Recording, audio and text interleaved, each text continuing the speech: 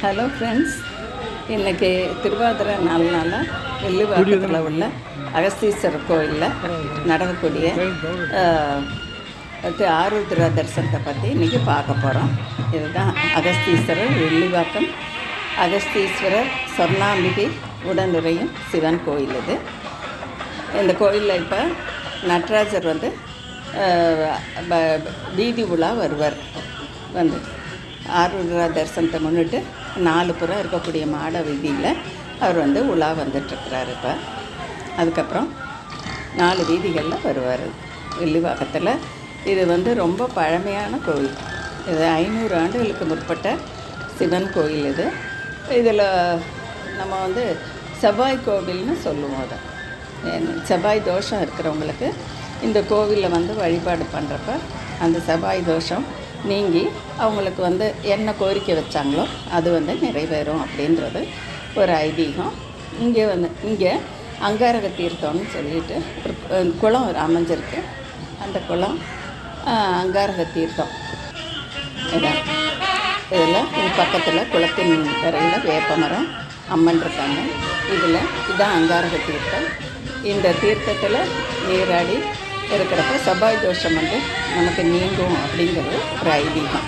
இந்த அங்காரக தீர்த்தத்து பக்கத்திலேயே அங்காரகன், செவ்வாய்க்கு அதிபதியான அங்காரகன் வீற்றிருக்கிறார். இது இப்போ நம்ம குளம் மழை நீர்னால் நல்லா நிரம்பி இருக்குது. நல்ல பசுமையாகவும் இருக்குது. கோவிலை சுற்றி குளத்தில் தண்ணி மேல் மட்டமாகவே இருக்குது.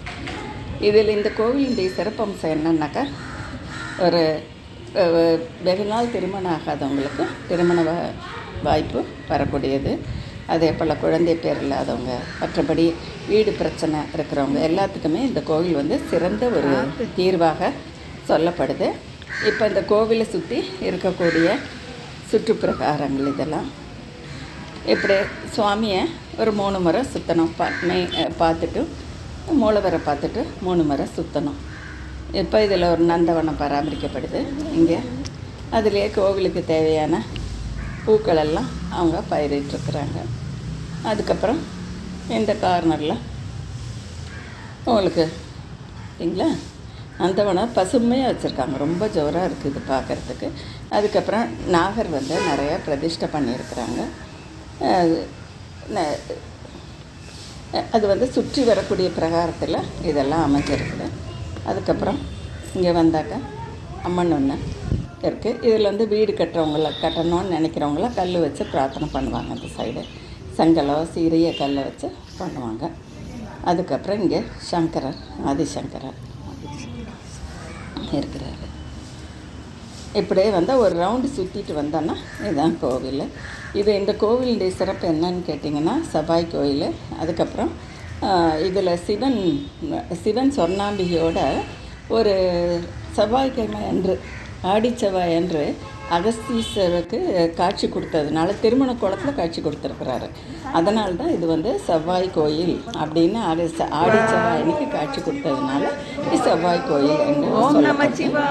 அதே போல் இப்போ சுவாமி வெளி உலா இப்போ கோவில் உலா வரப்போகிறாங்க. நகர உலா இப்போ இந்த காட்சி தான் நம்ம பார்த்துட்டு